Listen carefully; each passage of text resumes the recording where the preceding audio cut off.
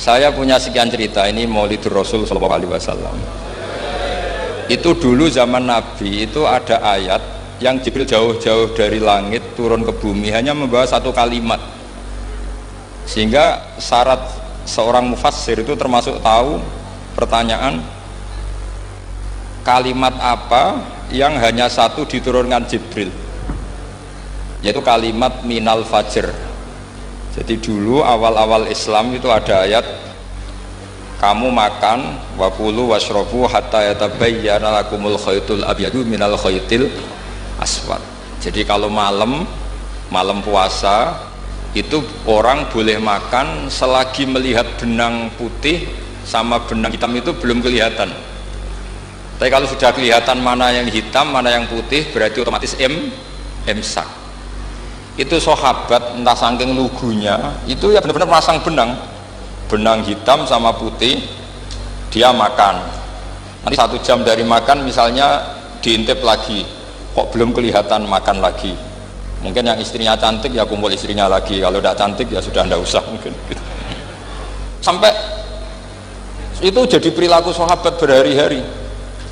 Ketika dilaporkan ke Rasulullah, Rasulullah itu tertawa-tawa, kok ada begitu gitu. Baru Jibril datang menerangkan minal fajr. Jadi benang hitam artinya masih malam, benang putih maknanya sudah fajar shadiq. Itu lama sekali. Saya ini termasuk orang yang sangat-sangat susah ketika orang ingin belajar Islam itu instan. Dulu Nabi jadi Nabi itu 23 tahun. Itu untuk menemukan teori masbuk, tidak nyalip imam, itu Nabi juga lama. Jadi dulu sahabat itu kayak anak-anak kecil zaman saya kecil itu, kalau imam sudah rakaat 3 atau rakaat keempat itu kalau orang-orang desa kan langsung takbir, terus dia sholat sampai 3 rakaat nyalip siapa? Imam. Nanti di rakaat keempat baru sama imam salam dia ikut salam. Itu hebat betul. Itu sama sekali nggak salah. Kalau ditanya, loh kok ikut salam? Kan sudah sama-sama 4 rakaat karena imamnya dia apa? Disalib, jadi dia takbir terus tahu imamnya rakaat 3 atau keempat terus nyalip sampai ke rakaat yang sama, nanti salamnya bareng-bareng. Itu dulu sahabat ya gitu. Kalau Rasulullah sudah di rakaat keempat atau ketiga langsung mereka takbir Allah apa nyalip. Setelah nyalip menyamakan dengan Rasulullah salam juga ikut salam. Jadi itu dulu lama sekali prosesnya. Sampai ada satu peristiwa Mu'ad bin Jabal datang, kemudian Nabi sudah sholat, berarti masbuk kalau dalam bahasa fikih. Mu'ad langsung ikuti Nabi, setelah Nabi salam baru Mu'ad menambahkan jumlah rakaat yang tertinggal. Terus semenjak itu jadi sunnah, jadi sunnatan mutaba'ah kalau masbuk ikut imam, kemudian hanya menambahkan rakaat yang tertinggal. Itu 23 tahun. Jadi saya ngisi 20 menit yang nggak paham, 2 jam yang nggak paham, 3 jam yang nggak mungkin paham. Daripada gitu ya 20 menit saja. Ya itu betul, karena saya tidak punya kemampuan untuk itu. Saya masih ngaji umum pertama itu di hallnya Abahnya Pak Hamid Pasuruan di Lasem, kedua di Pak Hamid Pasuruan kemarin, terus tadi di Kiai Robah Maksum. Itu ajudannya 3 kali ke saya tidak mau.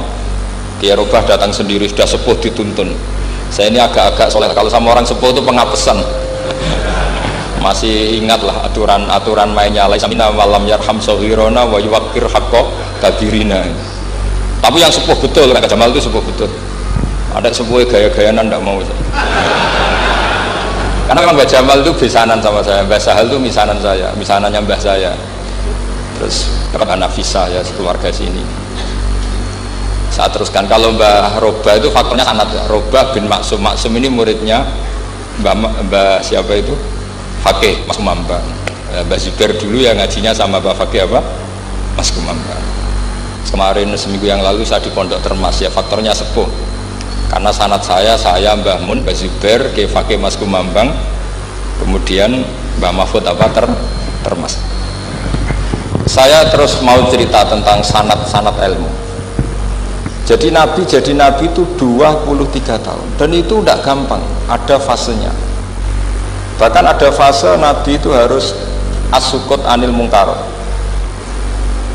As-sukut anil mungkarat itu diilmoni oleh pakar-pakar usul fikih. Apakah as-sukut anil mungkarat itu berarti mengikrari kemungkaran? Apa takhirul bayan? Saya ulang lagi pakai bahasa Indonesia. Ketika ada kemungkaran, Nabi diam. Itu diamnya karena nyari momen untuk ngandani, atau memang diam itu dengan tanda kutip jangan-jangan dia ikrar.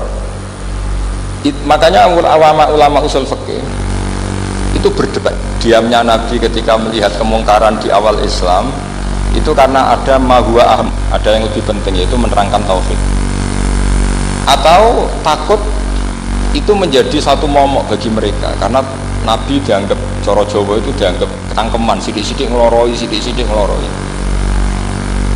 Nah, perdebatan ulama dalam seperti ini itu penting sekali karena nanti menjadi satu rumus ilmu. Saya berkali-kali berpikir gini, misalnya Anda punya keponakan atau punya anak pacaran, ada pakde yang keras sekali, mesti marah. Itu nanti ponakannya nggak sempat dikandani karena main saja nggak berani, mesti pakde itu marah. Karena ini Islam garis keras atau garis lurus, apa nggak tahu. Pokoknya punya garis. Terus ada kelompok Islam yang nggak punya garis, ya nggak punya karakter. Ponakannya pacaran ya santai, malah kenalan sampai pacare ponakannya. Nanti kuliah foto, ya. Sehingga ponakannya merasa terjustifikasi. Berarti pacaran nggak apa-apa, wong paman saya nggak marah. Natijanya pasti sama. Yang terlalu mudahanah, yang terlalu baik, hasilnya tidak didik sama sekali. Karena seakan-akan mengakui bahwa itu tidak apa-apa.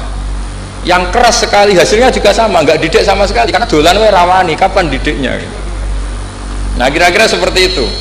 Yang nggak mau berteman sama orang-orang maksiat juga hasilnya sama, meskipun atas nama kebenaran. Aku mau kancanan orang maksiat, ngori. Hasilnya sama, nggak mau mendidik. Tapi yang mau ngancani juga bahaya kalau terlalu keseringan karena jute aku kenal kiai iki ratu diloroi, berarti gak popo gitu. Nah ini PR besar dalam umat Rasulullah Shallallahu Alaihi Wasallam.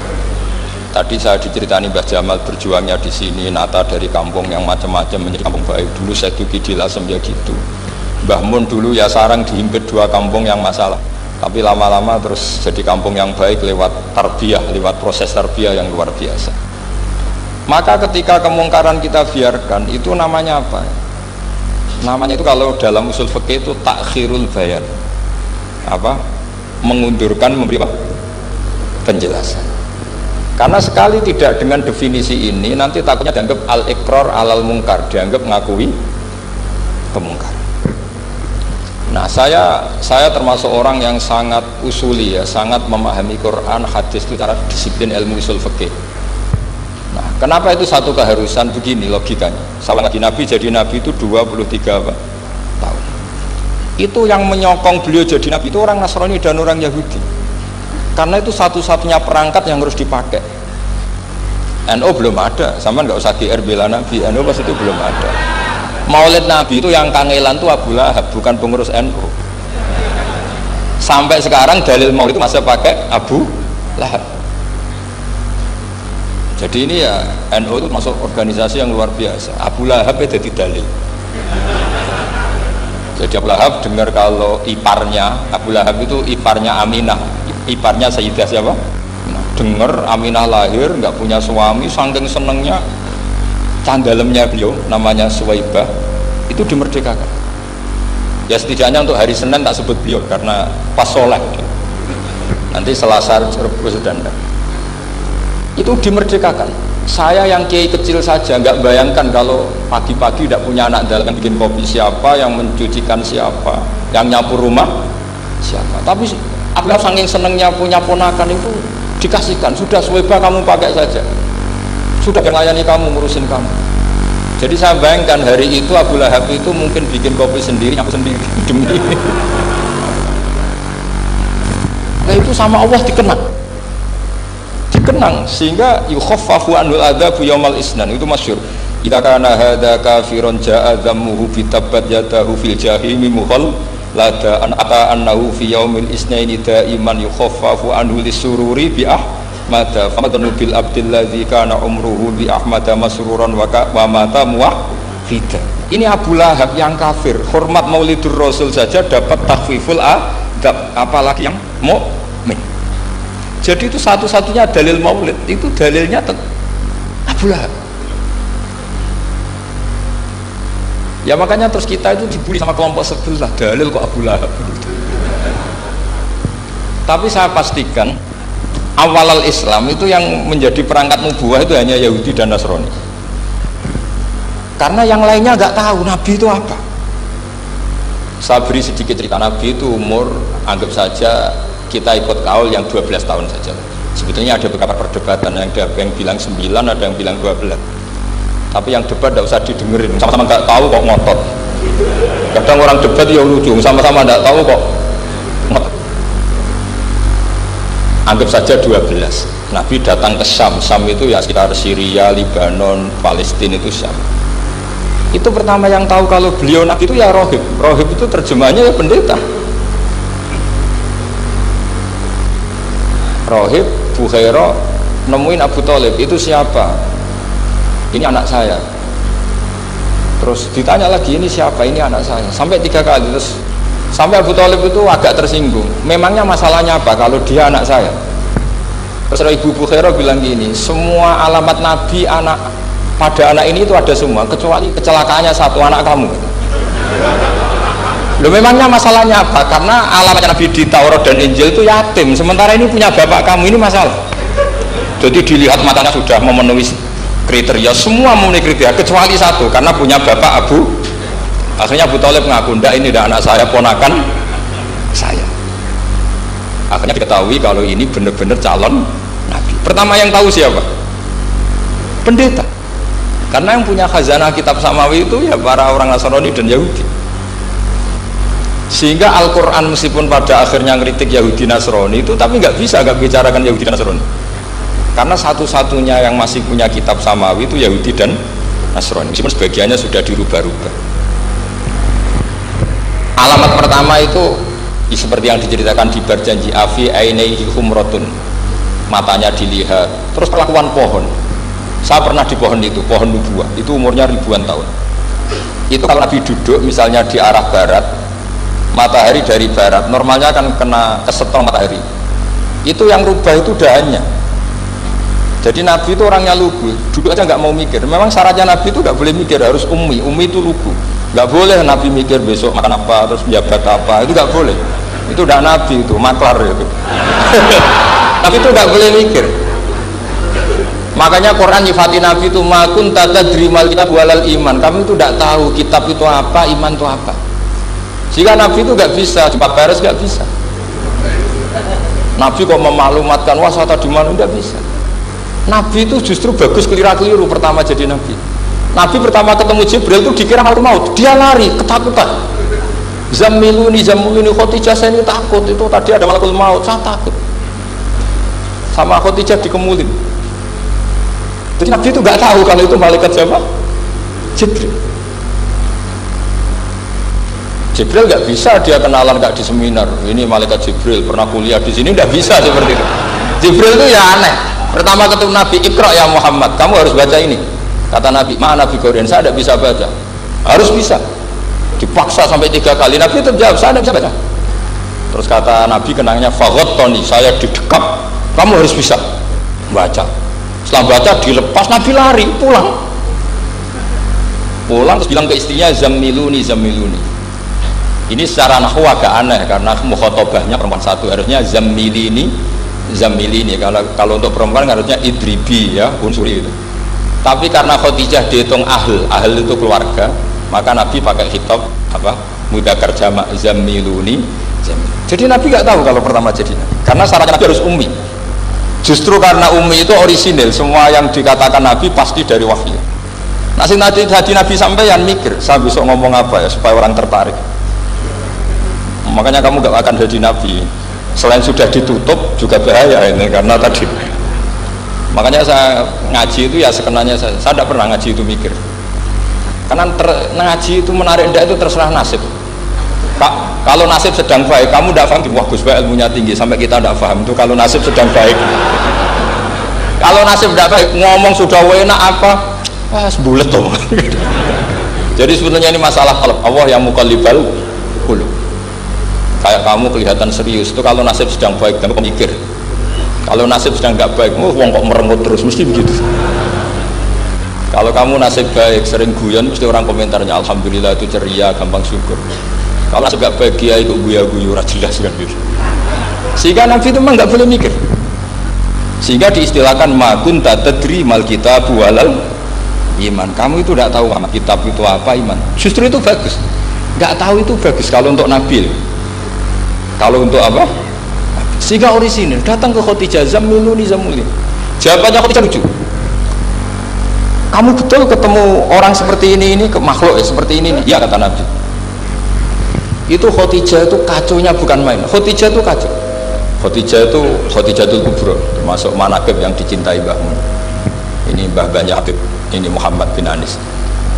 Khadijah bilang gini, ya gini saja mas. Saat kalau teman kamu itu datang bilang ke saya, iya kata Nabi. Nggak ngerti kalau ini dites. Suatu saat Jibril ini datang lagi. Nabi juga ini loh temanku, kalau bilang Jibril tuh ini temanku datang lagi. Khadijah fahasarat an fakhidhiha, masyhur itu di riwayat. Apa pahanya agak dibuka. Mas temanmu masih lari katanya. Terus setelah lari ditutup lagi. Temanmu datang lagi, ya datang lagi. Absyir ya Muhammad, kamu harus senang. Itu benar-benar kamu itu Nabi. Jadi Khadijah punya sekian definisi. Kalau Nabi betul itu melihat apa, malaikat betul itu melihat aurat itu lari. Jadi dibuka. Ternyata Jibril lari. Khadijah tidak tahu, yang tahu Nabi. Nabi ya nggak tahu kalau dites. Kalau Nabi tahu, oh kok ngene nak dites ya. Jadi ini mungkin. Jadi Nabi itu nggak tahu kalau dites. Mas kalau temanmu datang bilang saya. Setelah pas Nabi sama Khadijah, Jibril datang. Masyhur itu fahasarat an fakhidhiha. Dibuka, temanmu masih mas, lari gitu. Ditutup lagi. Sekarang gimana mas? Datang lagi. Kamu harus seneng, kamu Nabi betul. Karena kalau itu setan, wah mesti seneng nonton orang itu. Itu Nabi tidak tahu kalau dites. Kalau sampean kan tahu, kalau mau dites istri, sampean mulai kata tong wedok liya teko mesti bojo mbak servis untuk menutupi semua keburukan itu. Itu Nabi. Uniknya terus Khadijah, Nabi jadi Nabi sama Khadijah itu tahu di Khadijah. Nabi nggak tahu kalau mau jadi Nabi, tapi Khadijah tahu. Sehingga ketika umur 25 tahun Nabi sebagai pedagang, Khadijah itu ngirim mata-mata namanya Maisarah. Maisarah itu nama lelaki. Saat tambahin lagi Maisarah nama lelaki. Nanti kalau kamu artikan nama perempuan, oh berarti Nabi kemana-mana punya perempuan. Enggak, Maisarah itu nama lelaki. Maisarah dikirim Khadijah. Terus gimana Muhammad di perjalanan? Tudzilluhul ghamamah tuti'uhus sahaib. Kemana-mana dipayungi oleh mega, oleh awan. Sekian informasi ke Rasul ke Khadijah itu dimasukkan semua ke Khadijah. Tapi betapa kecewanya Khadijah ketika Nabi nikah umur 25 tahun, Khadijah umur 40 tahun. Itu kok gak jadi Nabi. Itu mulai kecewa gitu, sido jadi Nabi tahu orang. Makanya ketika tahun ke-40, berarti Nabi umur 40, cerita ketemu tadi Jibril, Nabi nggak tahu itu Jibril, nggak bilang Jibril. Itu Khadijah senangnya bukan main, karena apa yang dibayangkan dia terjadi. Fawwah la yuzika wa abadan la tasilur rahim wa tahmilul kalla wa taksibul maktub wa taqridu fa wa tu'inu ala nawaibil haq.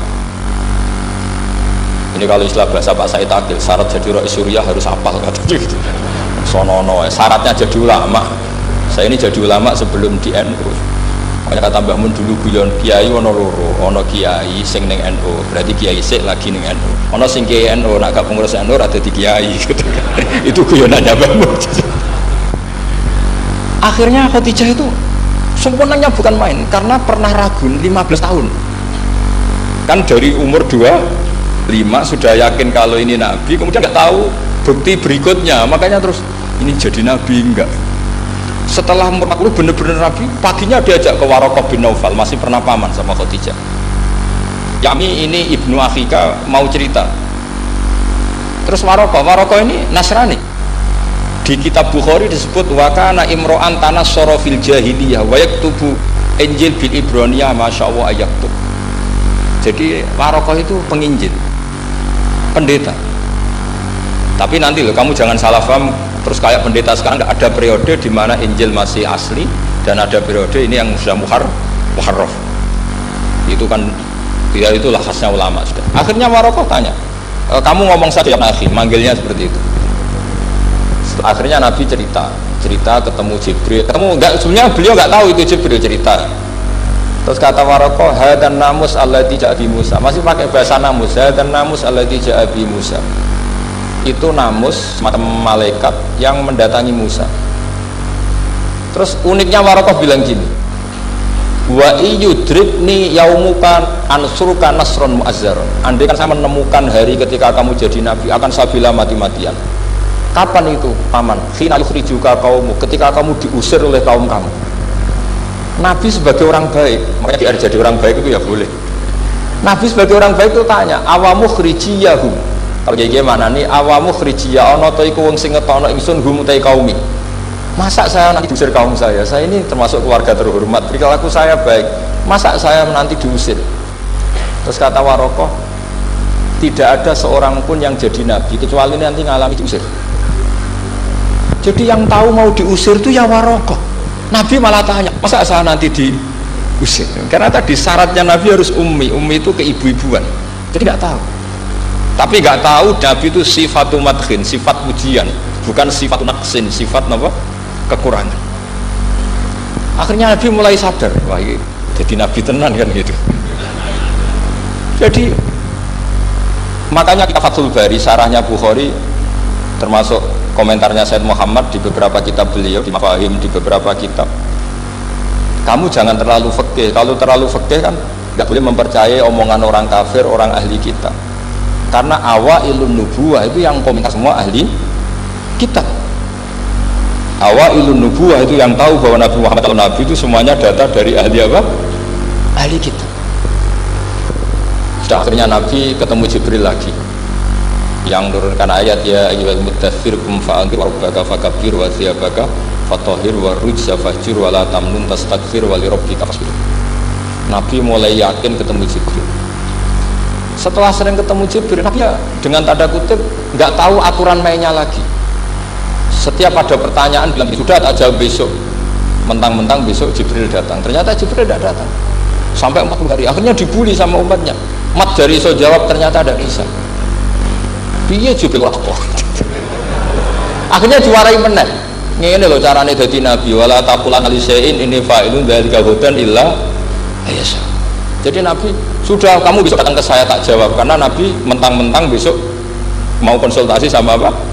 Jibril. Ternyata Jibril tidak datang karena Nabi lupa tidak mengatakan insya Allah. Kalau Nabi itu tahu semua, pasti Nabi mengatakan insya Allah dulu. Tapi Nabi memang sebaiknya nggak tahu. Justru itu wa ma yantiqu anil hawa in huwa illa wahyu yuha. Itu beberapa peristiwa. Sehingga syaratnya jadi wali, karena wali itu warasatul anbiya, ya kudu rada goblok sithik-sithik. Enggak boleh wali kok cerdas, analisis, enggak boleh. Wali kok delok TV ngrungokno pakar-pakar analisis. Iku ora wali itu, maklar. Enggak boleh. Jadi misalnya yang menang Pak Jokowi atau Pak Prabowo, enggak boleh pakai Pak Jokowi petahana, bos gini, enggak boleh. Wali kalau ditanya yang menang Pak Jokowi, Pak Prabowo, biadillah, gitu aja. Itu urusan Allah. Itu alamatnya apa? Itu enggak penting, yang penting golek ridhanya Allah. Enggak menarik figur-figur seperti itu wali. Sudah saya teruskan supaya clear ya, masa Maulid Rasul sallallahu alaihi wasallam. Itu kita tidak punya data kecuali dari ahli kitab. Yahudi lebih ngeri lagi. Yahudi itu punya kriteria, syaratnya Nabi harus min dzurriyyati Ibrahim. Ya makanya kitab yang paling sering Bahmun itu berjanji. Syaratnya Nabi harus min dzurriyyati Ibrahim. Lalu Muhammad itu siapa? Kok tahu Nabi? Dia itu orang Arab itu jahiliyah, wongnya goblok-goblok. Akhirnya terus jadi polemik ilmiah kan. Akhirnya Nabi memaklumatkan diri kalau beliau min dzurriyyati Ibrahim. Dibuktikan Ibrahim pernah singgah di Mekah, yaitu fihi ayatum bayyinatum maqamu Ibrahim, bahwa Ibrahim pernah hidup di Mekah, ada buktinya, yaitu ada bekas kaki di dekat Ka'bah. Akhirnya Ibrahim meninggalkan Ismail kecil kekurangan air, Hajar lari-lari nyari air 7 kali, akhirnya jadi sa'i bena sofa wal. Ada sekian bukti kalau Ismail itu hidup di Mekah, menikah sama suku Jurhum. Akhirnya orang Yahudi mulai ngeber, loh iya Muhammad pantas jadi nabi, ternyata orang keturunan Ibrahim alaihis. Itu andekan orang Yahudi yang tidak komen, itu juga gak dilacak nasabnya Nabi. Gara-gara orang Yahudi komen Nabi itu harus turunan Ibrahim, kamu asal usulnya gimana? Akhirnya Allah sendiri yang menjawab bahwa Nabi lahir dari Ibrahim. Padahal Ibrahim itu orang Palestina. Logikanya gimana? Ternyata Ibrahim pernah singgah di Mekah. Ada bekas kakinya, ada ritualnya yaitu lari bena sofa wal mar'ah, menceritakan wal marwah, menceritakan apa? Ibrahim ketika nyari apa? Siti Hajar ketika nyari apa? Itu disebut fihi ayatum bayyinatum maqamu Ibrahim. Maka berjanji itu kitab yang masalah madaih itu bagus secara tarikh. Jadi kitab madaih itu beda-beda. Ada yang kayak Habib Ali. Habib Ali itu lebih ke isek itu berontok. Jika saya suka baca Simtud Duror itu kalau pas isek, pas berontok itu pas kangen Nabi, biasanya saya wudhu terus baca Simtud Duror itu pas isek. Tapi kalau saya ingin baca sejarah suka berjanji. Kalau Habib Ali jelas isek, yang duriannya sekarang di Solo termasuk Habib Muhammad bin Husain bin Anis bin Alwi bin Ali yang Simtud Duror. Jika kalau beliau baca sholawat ya sholatan yattasulu biha ruhul musalli alaihi fayam basitu fi qalbi siru nuri ta'aluki bi wa hubbi fayuktabu biha bi inayatillahi nabu fi hisbi. Kalau berjanji enggak, dia tahu problem utama Nabi itu nasabnya, karena beliau orang Quraisy, orang jahiliyah yang dikira nggak punya darahnya Nabi Ibrahim. Maka beliau pertama ngarang diantaranya wabak tufakul huwa Muhammad bin Abdullah bin Abdul Muttalib wasmuhu Syaibatul Hamdi humidat hisolusannya.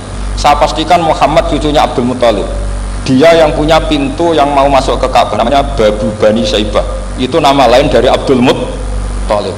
Terus diteruskan Abdul Muttalib bin Hasyim terus sampai wa adnanu bila raibin itadzawil ulumin nasbiyah ila dabihi Ismaila nisbatuhu wa muntah.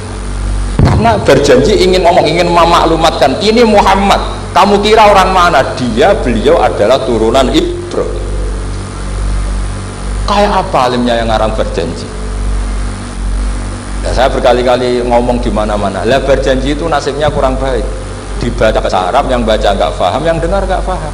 Akhirnya kubu sebelah dianggap baca mantra. Nah, terus dihukumi bid'ah kan? Coba kalau itu ditulis bahasa Indonesia. Nasab Muhammad, dia punya bapak Abdullah, punya mbah Abdul Muttalib gini-gini. Paling kubu sebelah tidak akan bilang bid'ah, mesti ngomong ini buku sejarah. Jadi gara-gara baca bahasa Arab, sing maca ora paham, sing nyenggaki ora paham, terus mantra.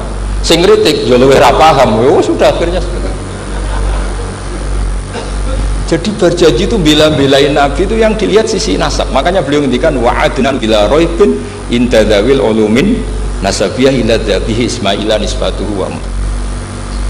Itu juga orang Yahudi. Akhirnya orang Yahudi banyak yang iman. Ternyata Muhammad itu tidak orang lain. Sampai mereka bilang Muhammad minal asbab. Muhammad itu tidak lain saudara kita. Akhirnya orang Yahudi banyak yang iman. Jadi pertama Nabi jadi Nabi itu yang tahu ya orang Yahudi dan orang Nasrani, karena mereka pasti punya sisa-sisa kitab samawi. Yaitu yang diceritakan Ka'bil Akhbar.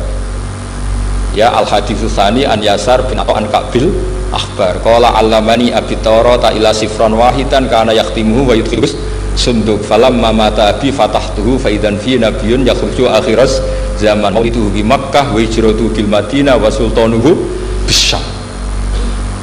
Jadi saya urun nerangkan maulid, tapi jangan diundang lagi. Ya, pokoknya saya ini kaidahnya jelas. Kalau tidak pernah sepuh ngundang saya haram. Aturan fikihnya kan gitu. Kalah alim ngatur yang alim haram. Kalah tua ngatur sing tua haram. Tapi nak wong tua ngatur sing nom ono kemungkinan halal. Mereka ono kemungkinan sing nom kan wong tua itu dosa. Makanya kalau saya dipanggil yang pernah sepuh, waduh cocok ra cocok ya samina wa ta'na. Karena Mbak Jamal ini abahnya Gus Rozin, biasanya basal. Terus saya pokoknya tak ingat saya pengajian umum itu baru ke-7 ke 8. Semoga ya nanti sampai mati ya jumlahnya masih bisa terhitung. Tapi kalau ngaji rutin saya terus ngaji rutin. Saya pernah baca hikam di Jogja khatam. Kalau di pondok saya sudah nggak terhitung saya khatam berapa kitab, nggak terhitung karena saya sering ngaji rutin. Sehingga Diba itu kitab kesayangan Habib Ali. Habib Ali sebelum ngarang Simtud Duror itu beliau nginduk kitab apa? Diba, masyhur. Jadi saya ulang lagi ya, kalau Diba sama berjanji lebih ke tarikh, kalau Habib Ali ke isyak, semuanya baik. Saya baca semua. Saya niru Habib Ahmad Al-Habsyi Pasuruan, pernah tak tanya, kenapa kalau maulid baca 3-3-nya? Ben ka asobia, ben keduman kabeh. Saya itu setengah hafal semua, 3-3-nya setengah hafal semua.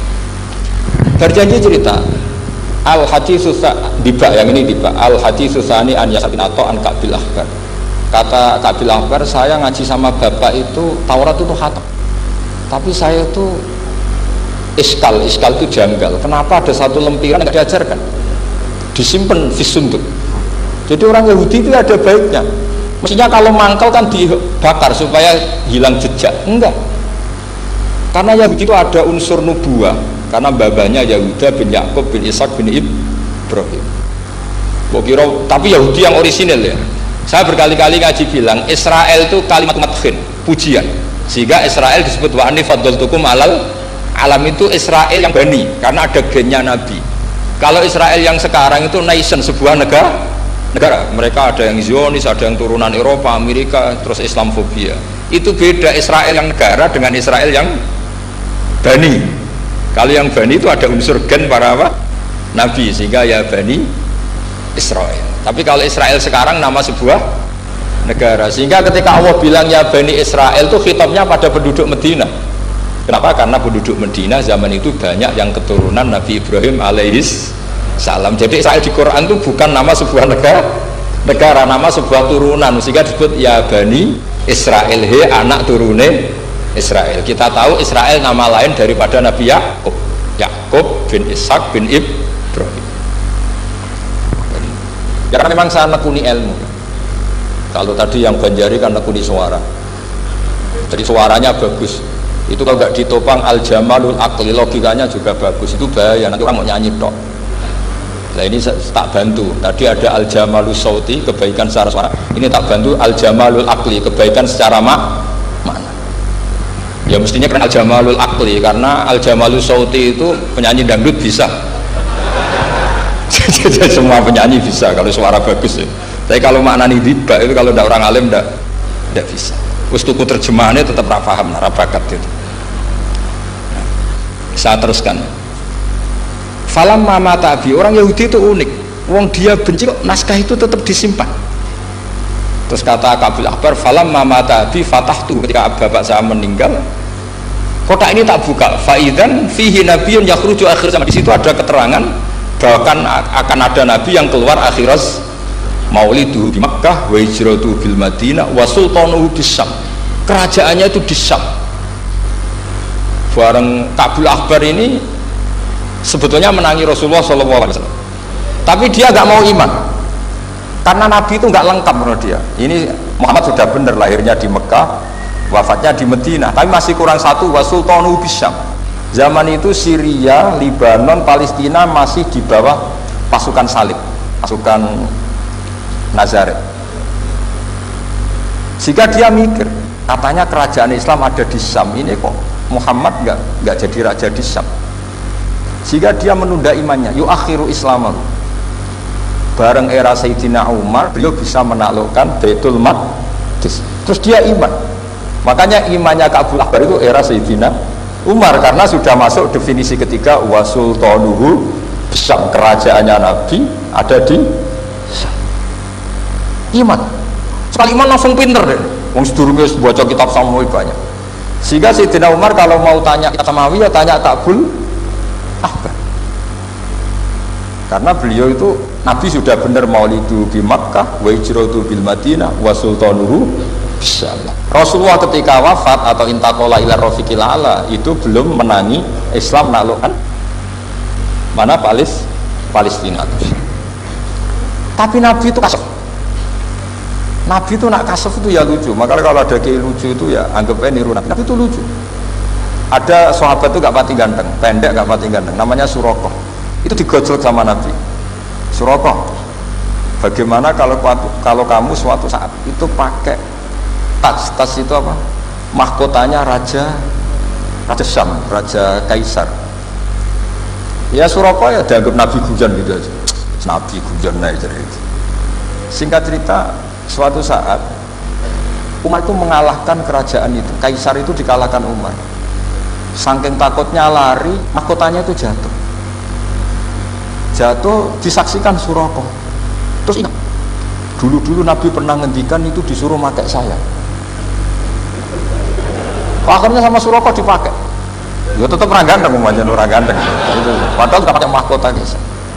Barang setelah dipakai, kata Umar, ikhla'ha, itu dicopot. Mau saya pakai untuk Baitul Muslimin, untuk Baitul Mal. Kata Suraqah, bukankah Nabi ngendikan kalau ini yang pakai saya? Jawabnya Umar, innama yaqulu Rasulullah lital bisa walam yaqul litamlikaha. Kata Nabi hanya menghentikan kamu disuruh pakai tapi tidak disuruh memiliki. Kayak apa Rasulullah kasufnya? Itu kata orang-orang yang pernah ke Turki. Saya belum pernah ke Turki, tapi saya hafal hadis sahih ini. Itu ditulis di masjid Turki itu, la taftahunnal Konstantinia. Kamu akan bisa mengalahkan pasukan Konstantinopel. Itu dikalahkan setelah 1000 sekian tahun dari wafatnya Nabi. Kayak apa kasusnya Nabi? Karena Nabi wa ma yantiqu anil hawa in huwa illa wahyu. Coba kalau Nabi kayak pengamat, ngomong apa yang kira-kira terjadi? Wah, itu kan mesti keliru semua karena berdasar akal. Tapi kalau Nabi berdasar apa? Kasuf. Kasuf itu satu kenyataan yang dipertontonkan oleh Subhanahu wa Ta'ala.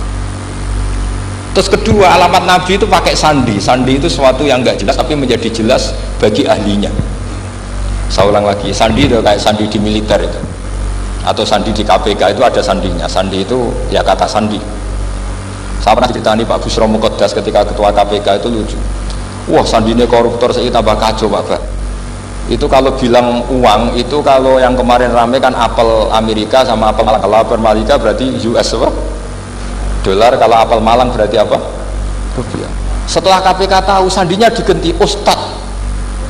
Jadi koruptor kalau mau korupsi ini temannya. Loh, ini Ustadznya sudah siap loh, kamu gak ikut pengajian. Itu sempat penyakit KPK itu gak mau ngecek. Masa orang pengajian dicek? Ternyata ya gak ada acara pengajian. Ustadz itu maknanya uang. Koruptor saking ngerti itu disadap KPK itu sandinya gimana? Datang nggak ke sini, ini Ustadz sudah siap, ini ada pengajian.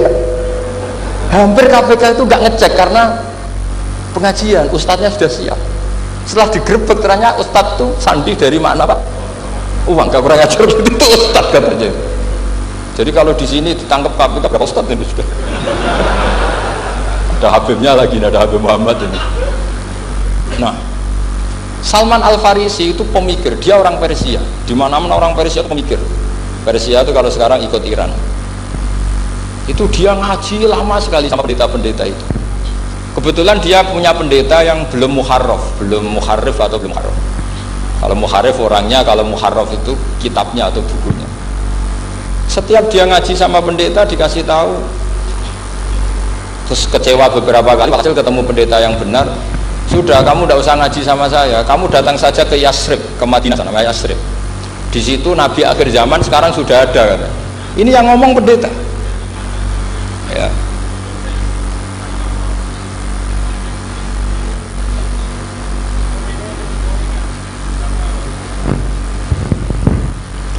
Ya, terus sandinya itu 3. Itu aneh semua sandi. Sandinya pertama, layak balus sodaqah. Lalu saya tahu kalau itu Nabi gimana. Pas itu posisi di Babylon. Babylon sekarang ikut Irak. Babylon itu ikut Irak. Dia orang Persia, kira-kira sekarang Iran. Terus dia kerja di Babylon, kalau sekarang ikut Irak. Makanya ada yang cerita Nabi Ibrahim itu orang Babylon, berarti orang mana? Irak. Kemudian pindah ke Syam, kemudian sempat hidup di mana?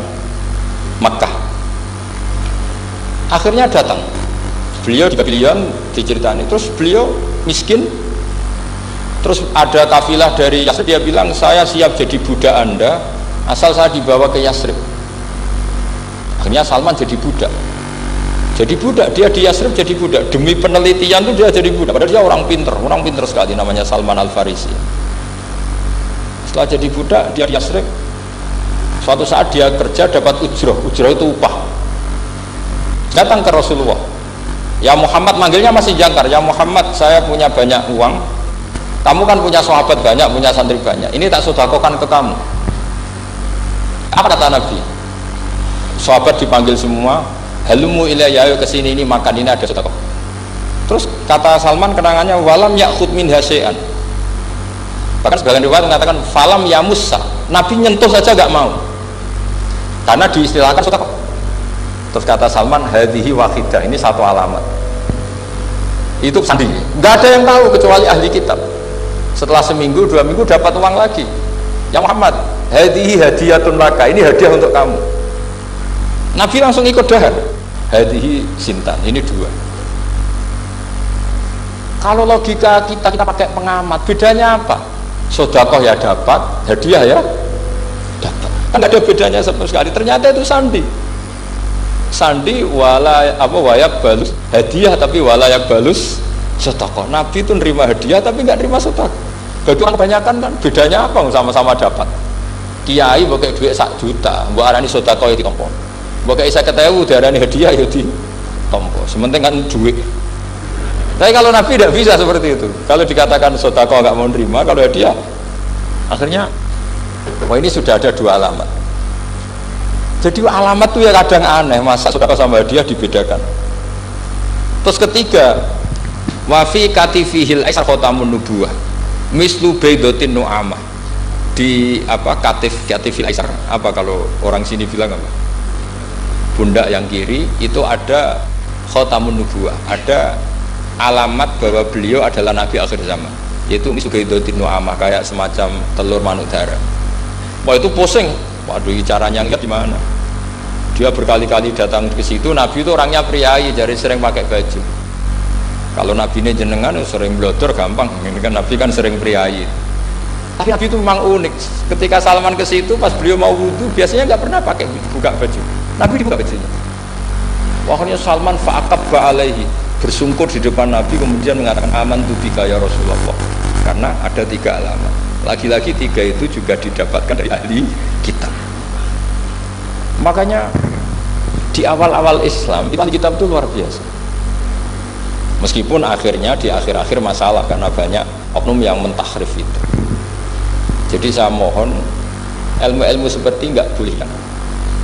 Jangan mentang-mentang orang Yahudi Nasrani sekarang sudah muharraf kamu terus anti sama sekali. Tetap ada sisa-sisa samawi.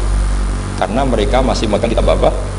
Samawi. Di kitab fair saja, yang salah ya salah, yang benar gini apa? Benar. Makanya saking fairnya Nabi, ini harus ditiru oleh semua orang NU, orang Muhammadiyah, orang apa saja. Nabi itu kalau menghormati satu ilmu itu luar biasa.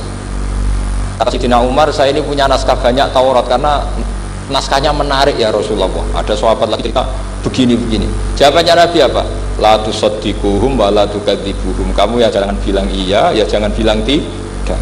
Kalau kamu bilang iya, ternyata yang pas muharraf, yang pas sudah ada orisinil. Kamu bilang wah itu bohong semua, ternyata ada yang masih orisinil. Kayak apa Rasulullah hati-hatinya? La tusaddiquhum wa la tukadzibuhum. Kalau sekarang enggak, orang ekstrem, pokoknya salah. Kalau tidak kita pokoknya salah. Iku ora ono hadise. Sing ono iku emosine, paham? Jadi Nabi itu fair, kalau sesuatu nggak mesti ya la tusaddiquhum wala tukadzibuhum. Kamu ya jangan bilang iya, ya jangan bilang tidak. Wa qulu amanna billah wa ma unzila ilaina. Jadi ini kebanggaan kita terhadap Rasulullah Shallallahu alaihi wasallam. Terus persinggungan Nabi dengan Yahudi Nasrani itu unik. Terus diantara lagi yang ditulis itu wasollat qiblatain, dan Nabi pernah sholat di 2 kiblat. Ternyata betul. Kita tahu Nabi sholat di Ka'bah, ketika di Madinah diminta sama Allah disuruh sholat ke Baitul Maqdis, dan itu kiblatu Anbiya. Akhirnya orang Yahudi banyak yang iman karena sesuai definisinya wa annahu sholla al-qiblatain. Nah alamat-alamat seperti ini orang sudah lah itu dibak berjanji. Itu fase betul menerangkan itu. Jadi saya bilang kalau Simtud Duror itu madainya isek luar biasa, brontonya Habib Ali. Sampai ketika beliau baca sholawat itu tidak kayak sampean. Sampean baca sholawat, sholawati sitok wis tanhal bil uqadu wa tanfariju bil qurabu wa tubdo bil hawa. Ijo sholawat sing kena go nyaur utang kabul kajate wonya gitu. Sholawatnya sekali permintaannya panjang gitu. Kalau Habib Ali enggak, makanya saya suka sama sholat beliau. Sholatan yattasilu biha ruhul musolli alaihi. Dengan sholawat ini rohnya yang membaca sholawat sambung sama rohnya Rasulullah SAW.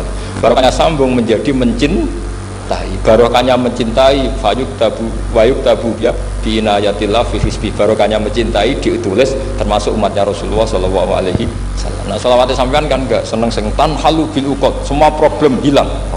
Watan farijul kurab, semua kesusahan hilang. Watu bil hawajat kabul kajate, watu nalu bil kasil sing seneng-seneng, wis pokoknya sudah. Saya itu ya kadang iskalnya sholawat isi kok jaluane cek akeh. Ya tapi itu tetap baik ya. Piro-piro tawasule mbek sholawat aku kawi ngoten mawon nggih. Jadi tetap baik. Tapi ya ndak kelasnya yang sholatan ya tasyaruhul musolli alaihi fi. Ini sudah sholawat sek. Pokoke butuhe sambung Kanjeng. Nah, sampean butuhe kabul. Gak jadi ya tidak apa-apa lah. Piro-piro tawasule mbek sholawat ora mbek gunung kawi ngoten mawon. Assalamualaikum warahmatullahi wabarakatuh.